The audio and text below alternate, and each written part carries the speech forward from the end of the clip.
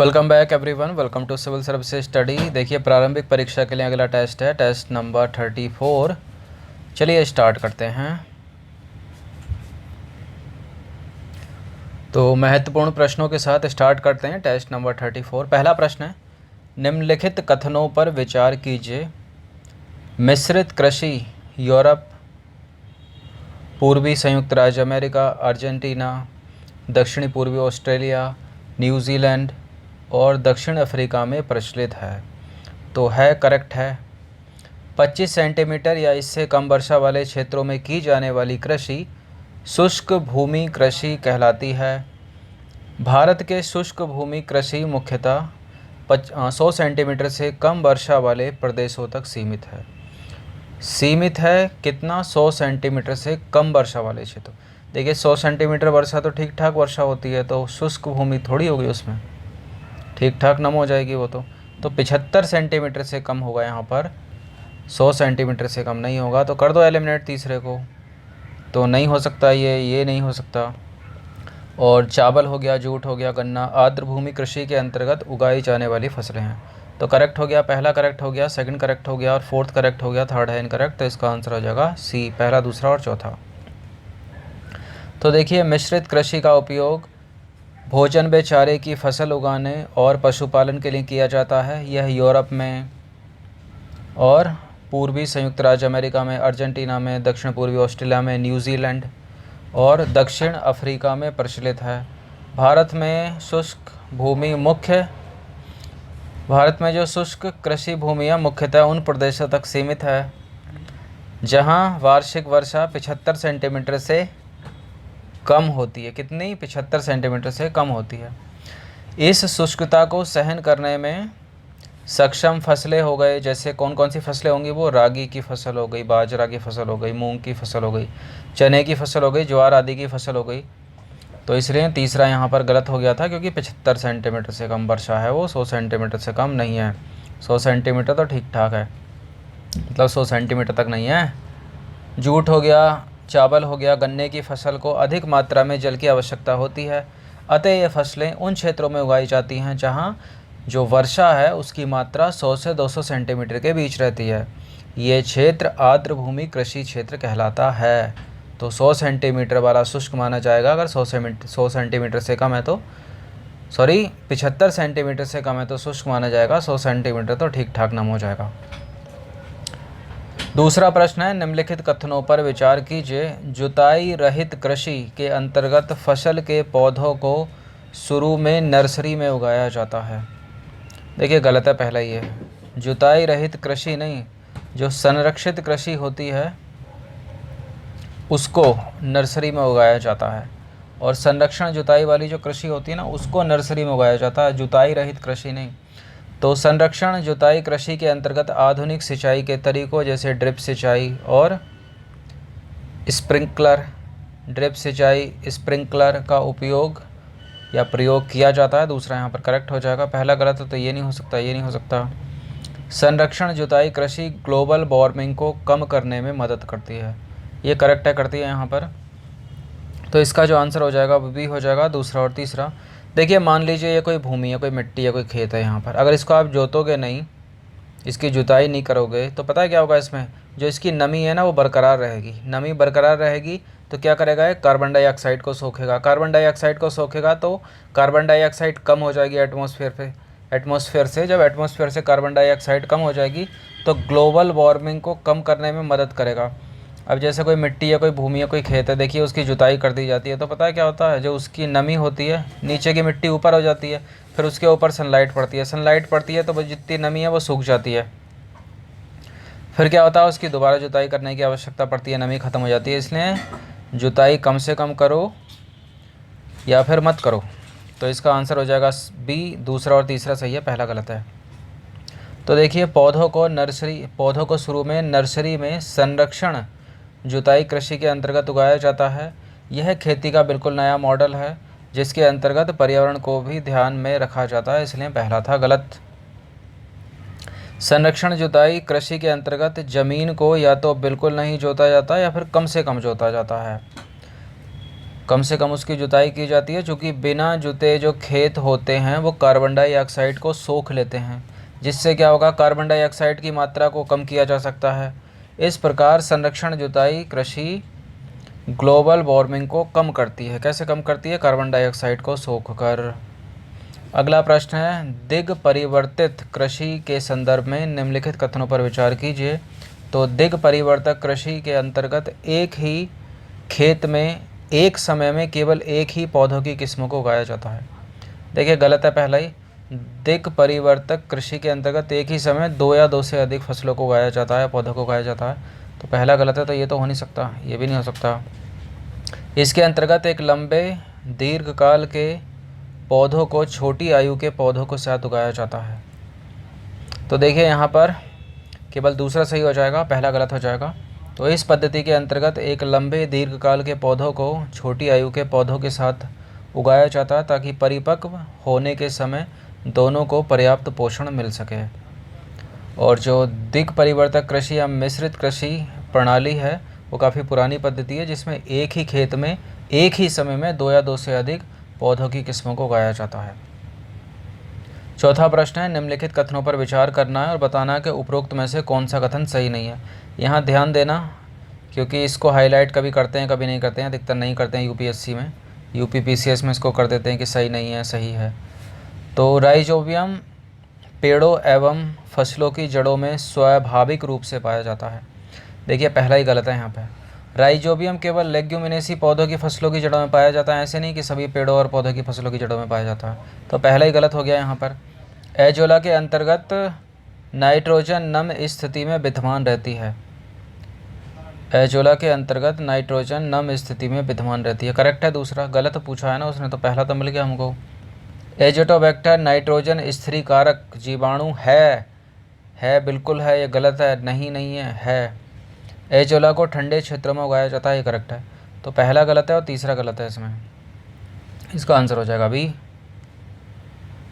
तो राइजोबियम जो है वो पेड़ों और फसलों की जड़ों में नहीं बल्कि फलीदार पौधों की जड़ों में पाया जाता है। लेग्यूम जिसको बोला जाता है जाने वाला एक सहजीवी जीवाणु है, मतलब सिम्बायोटिक बैक्टीरिया है। ये ग्रंथिकाएँ खेतों में बहुत छोटे आकार की नाइट्रोजन फैक्ट्रियों के रूप में कार्य करती हैं। एजेटोबैक्टर वायवीय स्वतंत्र जीवी मृदा में वास करने वाले नाइट्रोजन स्थिरीकारक जीवाणु हैं। ये जीवाणु वृद्धि करने वाले हार्मोन्स का उत्पादन करते हैं, जो पौधों की वृद्धि एवं उनकी उपज बढ़ाने में सहायता करता है। इसलिए हमेशा याद करना, जो राइजोबियम बैक्टीरिया होते हैं वो लेग्यूम वाले पौधों की जड़ों में पाया जाता है, ऐसा नहीं कि किसी पौधे की जड़ों में पाया जाएगा। क्वेश्चन नंबर 5 है, पौधों में सूक्ष्म पोषक तत्व कौन से हैं? देखिए नाइट्रोजन, पोटेशियम ये तो बृहद पोषक तत्व हैं। फास्फोरस, मैग्नीशियम ये भी बृहद पोषक या गौण पोषक तत्वों के अंतर्गत आते हैं। कैल्शियम, गंधक गौण पोषक तत्वों के अंतर्गत या इनको बृहद पोषक तत्व भी बोला जाता है। लोहा हो गया, जिंक हो गया, कॉपर हो गया, मैग्नीज हो गया। देखिए अंतर रखिएगा, यहाँ पे मैग्नीज अलग है, मैग्नीशियम अलग है। मैग्नीशियम बृहद पोषक तत्व है, मैग्नीज सूक्ष्म पोषक तत्व है। तो आयरन, देखिए बृहद पोषक तत्व होते हैं जिन पोषक तत्वों की या जिन प्लांट न्यूट्रिएंट की मात्रा पौधों को अधिक मात्रा में आवश्यकता होती है, और कुछ प्लांट न्यूट्रिएंट ऐसे होते हैं जिनको पौधों की वृद्धि के लिए कम मात्रा में आवश्यकता होती है, जैसे लोहा मतलब आयरन हो गया, जिंक हो गया, कॉपर हो गया, निकल हो गया, मैग्नीज हो गया। तो इसका आंसर जो हो जाएगा वो सी हो जाएगा, जैसा थंबनेल पे दिखाया था ना डायग्राम बनाकर, अभी बाहर दिखा होगा आपने। तो पोषक तत्व क्या होते हैं? प्लांट न्यूट्रिएंट, पौधे जड़ों द्वारा भूमि से पानी एवं पोषक तत्व और क्या करते हैं, वायु से कार्बन डाइऑक्साइड तथा सूर्य के प्रकाश की उपस्थिति में भोजन का निर्माण करते हैं ना। पोषक तत्वों को पौधों की आवश्यकता अनुसार निम्न भागों में वर्गीकृत किया जाता है, जैसे मुख्य पोषक तत्व हो गए, गौण पोषक तत्व हो गए और सूक्ष्म पोषक तत्व हो गए। मुख्य पोषक तत्व कौन कौन से हैं? नाइट्रोजन हो गया, फास्फोरस हो गया, पोटेशियम हो गया, और गौण पोषक तत्व में कैल्शियम हो गया, मैग्नीशियम हो गया और गंधक हो गया। अगर आप गौण पोषक तत्व याद नहीं कर सकते तो मुख्य पोषक तत्व और सूक्ष्म पोषक तत्व याद कर लो। तो मुख्य पोषक तत्व में कैल्शियम, मैग्नीशियम और गंधक भी आ जाते हैं, और नाइट्रोजन, पोटेशियम और फास्फोरस और पोटेशियम आ जाते हैं। अगर इनको और डीपली अलग अलग करना हो तो नाइट्रोजन, फास्फोरस और पोटेशियम हो गए मुख्य, और कैल्शियम, मैग्नीशियम और गंधक हो गए गौण। और सूक्ष्म पोषक तत्व याद कर लेना अलग अलग, लोहा हो गया मतलब आयरन हो गया, जिंक हो गया, कॉपर हो गया, मैग्नीशियम हो गया, सॉरी मैग्नीज हो गया। मैग्नीज और मैग्नीशियम में अंतर स्पष्ट रखना। और माल्बिडेनम हो गया, बोरॉन हो गया और क्लोरीन हो गया। ये सारे के सारे क्या हैं, सूक्ष्म पोषक तत्व हैं। कम मात्रा में पौधों को इनकी आवश्यकता होती है। छठा प्रश्न है, निम्नलिखित कथनों पर विचार कीजिए। यूरिया पोटेशियम युक्त उर्वरक है। देखिए गलत है, पोटेशियम युक्त तो थोड़ी है यूरिया तो कार्बनिक यौगिक है, प्रयोगशाला में बनाया जाता है। Calcium di hydrogen sulphate potassium युक्त उर्वरक है। देखिए ये भी गलत है। पोटेशियम सल्फेट व पोटेशियम नाइट्रेट नाइट्रोजन युक्त उर्वरक है। ऐसा कुछ नहीं है, गलत है ये भी। तो कौन कौन इसमें गलत है पूछ रहा, तो तीनों के तीनों गलत हैं, डी हो जाएगा इसका। तो देखिए उर्वरक वे पदार्थ हैं जिन्हें पौधों के स्वस्थ विकास के लिए मिट्टी में मिलाया जाता है। ये उर्वरक मिट्टी में खोए हुए पोषक तत्वों को पुनः स्थापित कर देते हैं। रासायनिक उर्वरक निम्नलिखित प्रकार के होते हैं, जैसे नाइट्रोजन युक्त खाद हो गई, और ऐसे उर्वरक जिनमें नाइट्रोजन पाई जाती है, जैसे अमोनिया हो गया, सल्फेट अमोनियम सल्फेट हो गया, अमोनियम नाइट्रेट हो गया, यूरिया हो गया। और चूँकि यूरिया जो है वो नाइट्रोजन युक्त खाद है तो उसमें पोटेशियम थोड़ी होगा। अब फास्फेट युक्त खाद देख लो, ऐसे उर्वरक जिनमें फास्फेट पाया जाता है, जैसे अमोनियम फास्फेट हो गया, कैल्शियम डाई हाइड्रोजन फास्फेट हो गया आदि। चूँकि कैल्शियम हाइड्रोजन डाई फास्फेट युक्त खाद है, कैल्शियम डाई हाइड्रोजन फास्फेट युक्त खाद है, इसलिए इसमें पोटेशियम नहीं पाया जाता। यहाँ लिखा है ना कैल्शियम डाई हाइड्रोजन फास्फेट युक्त खाद है, तो पोटेशियम क्यों पाया जाएगा, इसमें गलत है इसलिए है। अगला है देखिए पोटेशियम युक्त खाद, तो ऐसे उर्वरक जिनमें पोटेशियम पाया जाता है, जैसे पोटेशियम सल्फेट, पोटेशियम नाइट्रेट। सातवां प्रश्न है, निम्नलिखित में से जैविक कृषि के अवयव कौन कौन से हैं। जैविक कृषि मतलब ऑर्गेनिक फार्मिंग और ऑर्गेनिक एग्रीकल्चर। तो देखिए ऑर्गेनिक खेती की एक ये विशेषता भी है कि इसमें कार्बनिक जो खाद है उसका यूज़ किया जाता है। ऐसा नहीं है कि कार्बनिक तत्व उसमें बिल्कुल नहीं मिलाए जाएंगे, मिलाए जाते हैं लेकिन कम से कम मिलाए जाते हैं। और जैविक खरपतवार नियंत्रण पद्धति होती है। सही है दोनों के दोनों, तो सी हो जाएगा इसका पहला, ए भी सही है बी भी सही है। तो देखिए जैविक कृषि जो होती है, जो जैविक खेती होती है, वो खेती की ऐसी विधि है जो संश्लेषित उर्वरकों एवं संश्लेषित कीटनाशकों के अनुप्रयोग या न्यूनतम प्रयोग पर आधारित होती है तथा भूमि की उर्वरा शक्ति को बनाए रखने के लिए उसमें फसल चक्र अपनाया जाता है। हरी खाद का प्रयोग किया जाता है, कंपोस्ट खाद मतलब गोबर की खाद का प्रयोग किया जाता है। जैविक कृषि के अवयव कौन कौन से हैं, कार्बनिक खाद हो गई, और जैविक खरपतवार नियंत्रण पद्धति हो गई, जैविक कीट हो गए, और रोग प्रबंधन तकनीक हो गई, कंपोस्ट खाद जैसे गोबर की खाद। ऐसा नहीं है कि इसमें कार्बनिक पदार्थ रासायनिक तत्व नहीं मिलाए जाते हैं लेकिन कम से कम। आठवां प्रश्न है, global facility for disaster reduction and recovery. Global facility for disaster reduction and recovery GFDRR के संदर्भ में निम्नलिखित कथनों पर विचार कीजिए।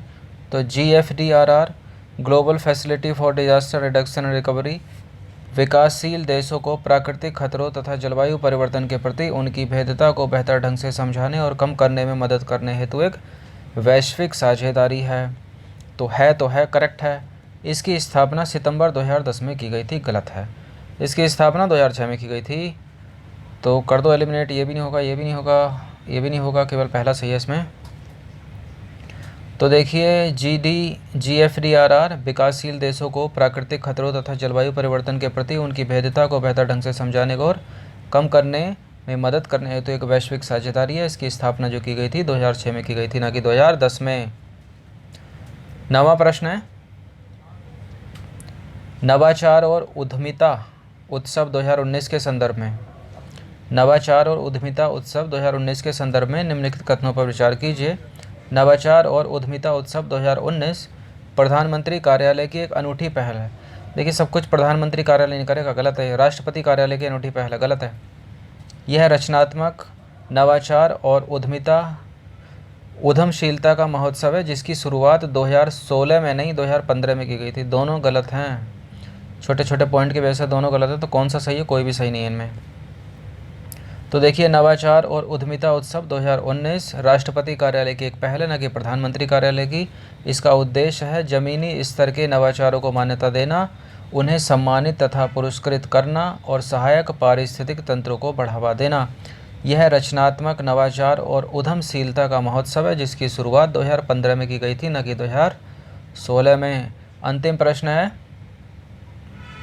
विश्व उपभोक्ता दिवस वर्ल्ड कंज्यूमर डे के संदर्भ में निम्नलिखित कथनों पर विचार कीजिए। यह 15 मार्च को मनाया जाता है। इस वर्ष की थीम क्या थी? Trusted smart products. Trusted smart product, दोनों के दोनों कथन सही हैं। 15 मार्च को मनाया जाता है बिल्कुल वर्ल्ड कंज्यूमर डे, और ट्रस्टेड स्मार्ट प्रोडक्ट दूसरा भी सही है। इसकी थीम है 2019 के लिए है। इसका आंसर हो जाएगा सी, दोनों के दोनों कथन सत्य हैं। तो देखिए भाई, 15 मार्च को प्रत्येक वर्ष विश्व उपभोक्ता दिवस के रूप में मनाया जाता है, वर्ल्ड कंज्यूमर डे के रूप में मनाया जाता है। यह उपभोक्ता अधिकारों और ज़रूरतों के बारे में वैश्विक जागरूकता बढ़ाने के लिए मनाया जाता है। और इस वर्ष की थीम क्या है भाई? Trusted smart product. क्या है? Trusted smart product. Trusted smart product. तो 10 के 10 प्रश्न है। 1.5 साल तक की जो करंट अफेयर्स है प्रीलिम्स में पूछी जाती है। थोड़ा और बढ़ा देता है तो 2 साल तक खींच लेता है, लेकिन कुछ प्रश्न अधिकतर जो अराउंड रहता है वो यही 1.5 साल के बीच में रहता है, मतलब 15 से 16 महीने। तो अच्छे से प्रिपेयर करते रहो, और 8 से 10 महीने डेली 5 से 6 घंटे पढ़ते रहोगे तो बेड़ा पार हो जाएगा, ताकि बाद का बर्डन कम हो जाएगा। धन्यवाद।